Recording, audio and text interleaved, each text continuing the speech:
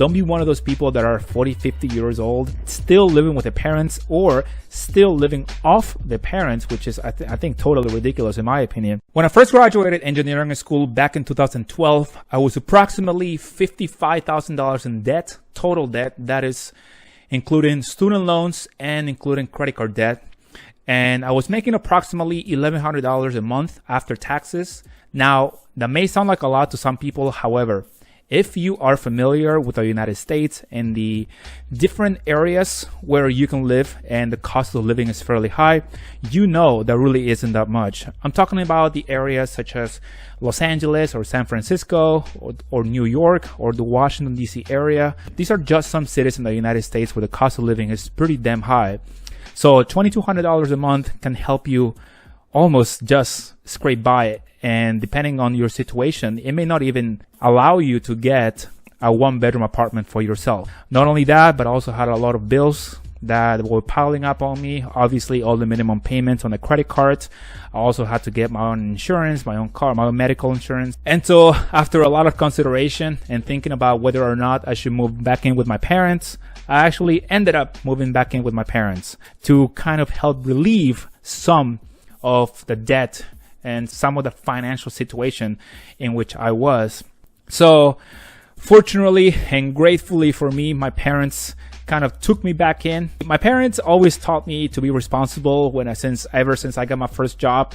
And so they told me that the housing wasn't going to be free, that I still had to contribute. I still had to help with housing and had to help buy my own food, which obviously I really was just grateful they took me back in, because otherwise that would have put a strain on my situation. So I was still responsible for housing. I was paying approximately $500 a month for a room in their house. And that was just a way for me to help with the mortgage and help with their situation, because they also we're not rich. I don't come from a rich family. And so whatever we all could do to help, obviously would help the situation. So I contributed to housing. I also had to buy my own food, which obviously I had no problem doing because I was used to doing this ever since I was 16. Again, my dad told me since I got my first job, he told me that if I needed or wanted something from the store, then I made my own money.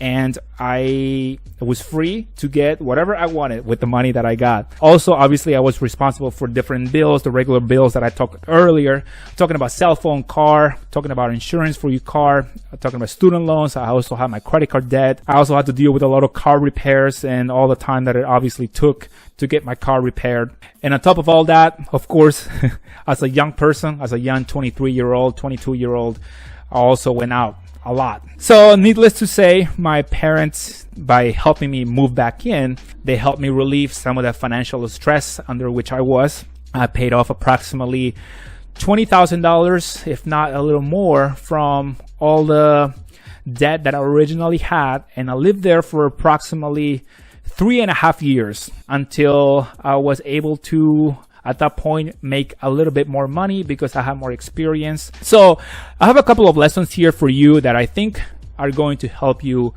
expand your vision or your knowledge on whether or not it's okay to move back in with your parents and what you can do to move out and, again, spread your wings and venture into the world. So the first thing I want to say is obviously that it's okay to move back in with your parents and don't be afraid of judgment. I know that a lot of people, I think that people may be a little less judgmental nowadays because we all know that the student loan situation in the United States is very rough, especially if you don't get a job after graduation. We're pushing approximately 1.5, almost $1.6 trillion in total U.S. student loan debt.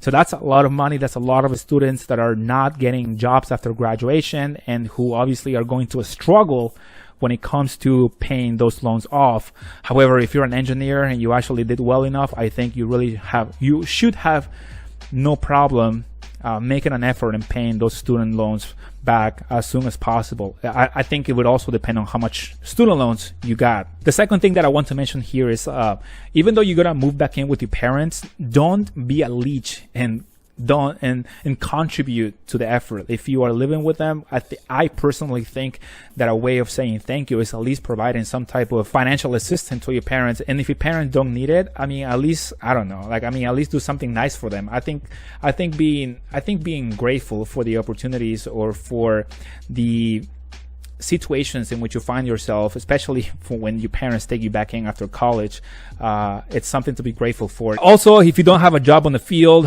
I would get a job somewhere else, at least something that still gets you going and something that maintains your lifestyle, at least while you look for something in the engineering field if you're not using your degree. I know a friend who for a couple of years he couldn't get a job as an engineer, and for a couple of years he was just doing whatever he could to sustain himself and maintain his lifestyle, and eventually he ended up getting a job in engineering. So if that's you, if you don't find a job right away, don't give up, just keep looking for something, because eventually something will stick.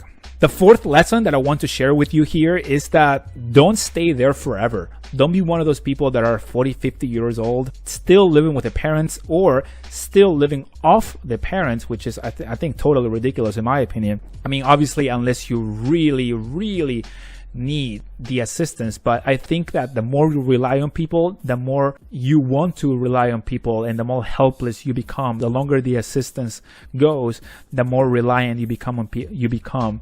I think that's just my general perspective. If you are able to get a job and move out of your parents' house and just spread your wings and venture into the world, I think that's the way to go, because that's how you're going to learn to support yourself in the long run.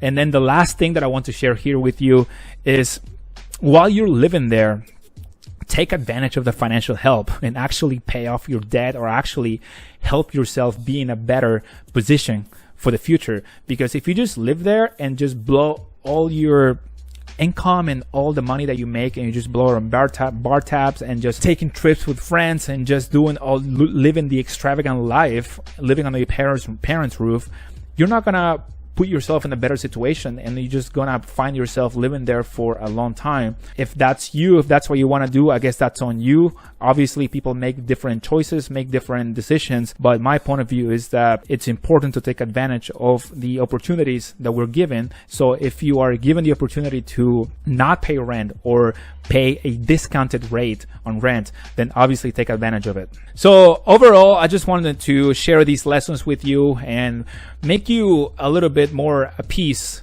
when it comes to living or moving back in with your parents. I personally think there's no shame in moving back in with your parents when you graduate, as long as it's only for a certain time, obviously not forever.